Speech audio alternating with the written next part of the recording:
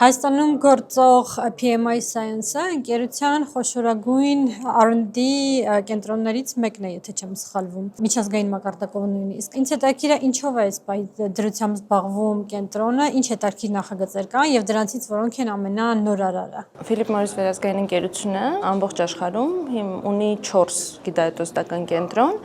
մայր կենտրոնը գտնվում է Շվեյցարիայում եւ մեկ կենտրոնը Չինաստանում, մյուս կենտրոնը Իտալիայում եւ 4-րդ կենտրոնը 2018 թվականից գտնվում է Հայաստանում, որը անցյալ ամսվա ընթացքում նաև ընդլայնվեց ինժեներական քաղաք։ Հիմնականում հայաստանյան գիտահետազոտական կենտրոնը մի քանի ուղղությամբ նախագծեր է իրականացնում։ Հայաստանում է գտնվում մաթեմատիկայի գերազանցության կենտրոնը ամբողջ վերազգային ընկերության, այսպես ասած, եւ սպասարկում է շուրջ 180 երկիր։ Նաև ունենք նյութագիտության, աերոզոլի հետազոտության, արագ նախատիպերի ստեղծման ոնց որ լաբորատորիաներ եւ նաև ունենք կրթական ծրագրեր, ավելի մագիստրոսական ծրագրեր կամ գիտական ինչ-որ թիմերի հետ ըստ թեմաների տարբերակ աշխատանքներ։ Ամենահետաքրքիրը այս բոլոր պրոյեկտներից որն է դեռ։ Ես երևի կուզենամ մատնանշեմ երկու կարևոր բան, մեկը դա AI-ի ուղղությունն է, հենց արհեստական բանականության ուղղությունը։ Հայաստանում տեղակայված է երևի հպարտությամբ կարամ ասեմ, որ հենց արհեստական բանականության թիմը, որը շատ հետաքրքիր նախագծեր է անում ընկերության համար, եւ երկրորդ ուղղությունը դա արագ պրոտոտիպերի այդ զարգացման, իրանց նախագծման ուղղությունն է, որը շատ հետաքրքիր ուղղություն է եւ հենց Հայաստանում է իրականանում, որովհետեւ Հայաստանը շատ հարուստ է գիտական հիմքով, ներուժ ունի, բազա ունի եւ մենք իսկապես ունենք փայլուն գիտնականներ, երիտասարդ նաեւ ընկերությունն էլ ամեն ինչ անում է, որպեսզի այդ երիտասարդները մնան գիտության մեջ, շարունակեն ստեղծագործել գիտության ոլորտում։ Գիտահետազոտական կենտրոնը EIF-ի հետ համատեղ Faculty Research գրանտերն այս տարի 2025-ին տվել, եթե չեմ սխալվում 15-ն էին։ Իր հիմնական նպատակը որն է, որ տրվում են տարբեր թեմաներ, տարբեր ուղղություններով եւ գիտական թիմերը սկսում են աշխատել այդ թեմաների շուրջ։ Հետո այդ թեման աշխատանքները գնահատվում են եւ ընտրվում են ընկերության համար հետաքրքրող նախագծերը։ Իսկ ոլորտները կարող են շատ տարբեր լինեն, շատ նյութաբանությունից, քիմիա, ֆիզիկա, մաթեմատիկա, շատ տարբեր կարող են լինել։ Մի քանի բան կուզենամ մատնանշեմ։ Առաջինը նա, որ նրանք մնում են գիտության մեջ։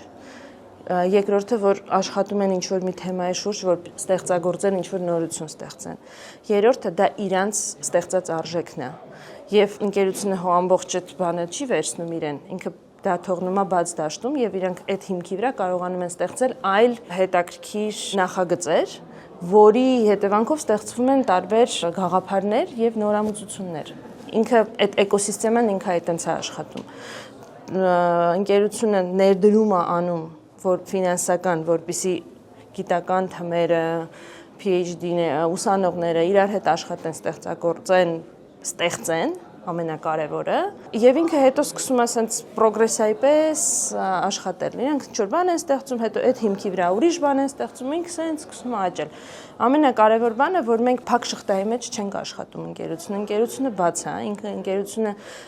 ոչ թե իր ներսի աշխատողների հետ է անում, այլ դա անում է տարբեր ինստիտուտների հետ, տարբեր գիտական թեմերի հետ, տարբեր այլ ֆոնդերի հետ, այսինքն բաց է, դռները բաց են, թեմաներն շատ տարբեր են։ Էկոսիստեման պետք է զարգանա, պետք է աշխատի, պետք է շնչի, որ այդտեղից գաղափարներ դուրս գան։ Այլապես եթե էկոսիստեման չշնչի, գաղափարներ դուրս չեն գա։ Պաստորեն, այս ծրագրի հիմնական նպատակը հենց ամբողջ էկոհամակարգի զարգացումն է։ Էկոհամակարգի հետ զարգացնել է, էկոհամակարգում նոր թեմաներ, որովհետև ինչն է ընկերության կարևոր նաև ներդրումներից մեկը, որ ընկերությունը ունենալով իր գիտահետազոտական կենտրոնները աշխարհով մեկ, ունենալով մեծ ցանց հնարավորություն են ունենում նաև կապել միջազգային այլ հաստատություններին Հայաստանի գիտական թմերի հետ, այդ ճանապարհը կարճ է։ Այսինքն շղթան աշխատում է բոլոր իր կետերով։ Ու նաև ամենակարևորը, որ ընկերությունը հնարավորություն է տալիս Հայաստանում գտնվող գիտնականներին, մագիստրոսներին եւ այլ մասնագետներին այս ոլորտի հնարավորություն է տալիս նաեւ արագ կապ ստեղծել արտաքին աշխարհի հետ, այլ տարբեր հաստատությունների հետ։ Վերջերս ինժեներական քաղաքում նոր բազմաֆունկցիոնալ կենտրոն եք բացել, որը աշխատում է էլեկտրոնիկայի, նյութագիտության եւ նախատիպերի ստեղծման վրա։ Արդյոք այս աշխատանքը կարող է օգնել մեզ որպես երկիր, որպես Հայաստանին անցնել աութսորսինգից ավելի դեպի սեփական արտադրանքի մշակում եւ արդյոք ինչ-որ արդյունքներ արդեն նկատում եք։ Ես կարող եմ ասել, որ ինժեներական քաղաքի ստեղծումը մեր երկրին կարող է մեծ հնարավորություններ տալ հենց ձեր նշած աութսորսինգից անցնել դեպի ավելի արտադրական արժեք ստեղծել, ինչ-որ նախատիպեր ստեղծել։ Այո, այս վերջերս ընկերությունը որոշում ընդունեց, որ ընդլայնվում է եւ իր երկրորդ դիրքը տեղակայում է նաեւ ինժեներական քաղաքում։ Մի քանի բան կնշեմ, շատ կարեւոր է, որպեսզի այստեղ ավելի արտադրական արժեք ստեղծվի, որպեսզի ինքը սկսի զարգանալ այդ ուղղությունը, շատ կարեւոր է, որ գիտահետազոտական կենտրոնները, R&D-ները լինեն մեկ հարկի տակ եւ ունենան հնարավորություն եւ փորձով փոխանակվել, եւ գիտելիքով փոխանակվել, եւ նաեւ միասին ստեղծել հնարավորություններ երիտասարդների համար, ովքեր որ նոր պիտի գան ոլորտ։ Ինժեներական քաղաքում տեղակայված է լինելու մեր գիտահետազոտական կենտրոնի նյութաբանության արագ նախատիպման ոնց որ ուղղությամբ, որովհետեւ ինժեներական քաղաքը հենց ստեղծված է նաեւ ծառայելու այդ նպատակին։ Բացի դրանից ընկերությունը պատրաստվում է սարքավորումներ նվիրել հենց ինժեներական քաղաքին եւ ինժեներական քաղաքի ռեզիդենտներին, որպեսզի այդ սարքավորումները բաց լինեն եւ ազատ լինեն բոլոր ինժեներական քաղաքի ռեզիդենտների համար, որոնք կտան հնարավորություն արագ նախատիպեր ստեղծել։ Ասեմ ինչի է դա շատ կարեւոր, որովհետեւ երբ որ արվում է հետազոտություն, հետո արվում է ինչ-որ նախագծում, այսինքն փուլերով անցնում է, չէ, ինչ-որ գաղափար կա, ինքը սկսում է ապրել։ Անցնում է այդ փուլերով, հիմա գալիս է հարցը մի հատ հասկանալ, դա ոնց կաշխատի։ Այդտեղ արագ նախատիպերի ստեղծումը դառնում է շատ կարևոր, որովհետև դա հնարավորություն է տալիս քեզ ստուգել ճիշտ ես գնում թե ոչ։ Դրա համար ես կարծում եմ, որ ինժեներական քաղաքը արդեն իսկ կայացած կառույց է, մինչև անգամ այդ ակսելերացիոն շենքի պատրաստումը, եւ ես համոզված եմ, որ տարին տարի վրա այնտեղ այդ մասը շատ զարգանալու է, ու ամենակարևորը, որ մեր այնտեղ գտնվելը նաեւ հնարավորություն է տալու ավելի գիտական թմերի ներգրավում անել եւ ավելի սերտ աշխատել տարբեր ինժեներական թմերի հետ։ Ինչ չափանիշներով եք չափում R&D նախագծերի հաջողությունը, այսինքն ստեղծած պատենտների, գրանցված պատենտների քանակով, թե ինչպես։ Իրականում գիտահետազոտական կենտրոնների հաջողության, այսպես ասած, եթե որ ասենք ոնց կչափենք, դա բնականաբար դա պատենտների քանակն է, եւ ես հպարտեմ, որ ընկերությունը նաեւ Հայաստանից ունի պատենտների որոշակի քանակ։ Հաջորդը դա նորարարություններից դուրս եկած ապրանքների ստեղծումն է, այսինքն մտքից մինչև արտադրանք դուրս եկած դրանց ոնց որ քանակը երևի կարող ենք ասել։ Այսինքն որ ոչ թե մնա թղթի վրա, այլ դառնա իրական, ես դաժե sense մի հատ բառ կարող եմ ասել, որ հնարավորություն ես ունենում ստեղծես բարդ տնտեսական նշանակության ապրանքներ էլ։ Դա շատ կարևոր է։